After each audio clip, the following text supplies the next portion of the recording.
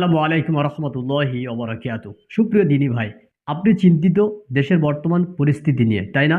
আপনি চিন্তিত SIR, hearing বা আরও দুনিয়ার অন্যান্য সমস্যায়। হ্যাঁ, আপনি চিন্তায় জর্জরিত। কিন্তু আপনি কি এই মর্মে চিন্তিত যে আজ সারাদিনে আপনি কত ওয়াক্তের সলাৎ আদায় করতে পেরেছেন?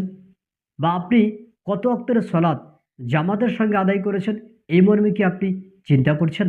আপনি কি চিন্তা করছেন জীবনের এই অংশে এসে আপনি কতটুকু আল্লাহ সুবহানাহু ওয়া তাআলার দেওয়া বিধানের প্রতি জীবনযাপন করছেন? আপনি কি চিন্তিত এখনো পর্যন্ত আপনার জীবন থেকে পূর্ণ মাত্রায় আপনি শিরকে পরিত্যাগ করতে পেরেছেন কিনা?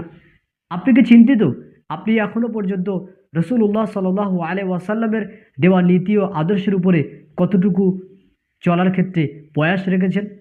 আপনি কি এই মর্মে চিন্তা করেছেন জীবনের এই পর্যায়ে এসে আপনি কতটুকু বিদাতকে পরিত্যাগ করতে পেরেছেন?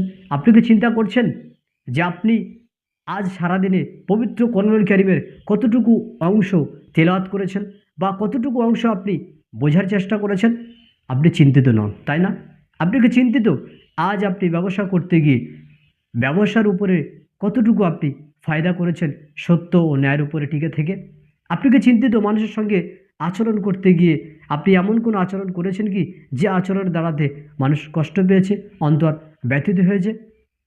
আপনি কি এই মর্মে চিন্তিত যে আজ যদি আপনার মরণ হয়, যদি আজকেই আপনি মারা যান, আল্লাহ সুবহানাহু ওয়া তাআলার নিকটে পৌঁছে যান, তাহলে আপনি কিভাবে আল্লাহ সুবহানাহু ওয়া তাআলার নিকটে উপস্থিত হবেন এবং কি নিয়ে উপস্থিত হবেন? কি আপনি এমন আপনার জন্য তৈরি করেছেন আগামীকালের জন্যে, পরকালের জন্যে? এ বিষয়ে কি চিন্তা করছেন? যদি এই চিন্তাগুলো আপনি করে না থাকেন, তাহলে জেনে রাখুন আপনি হলেন সেই ব্যক্তি যে ব্যক্তি শুধুমাত্র দুনিয়া নিয়েই ব্যস্ত থাকে, দুনিয়া নিয়েই চিন্তা করে, দুনিয়ায় শুধুমাত্র যে ব্যক্তি তার সময় ও মেধাকে ব্যয় করে।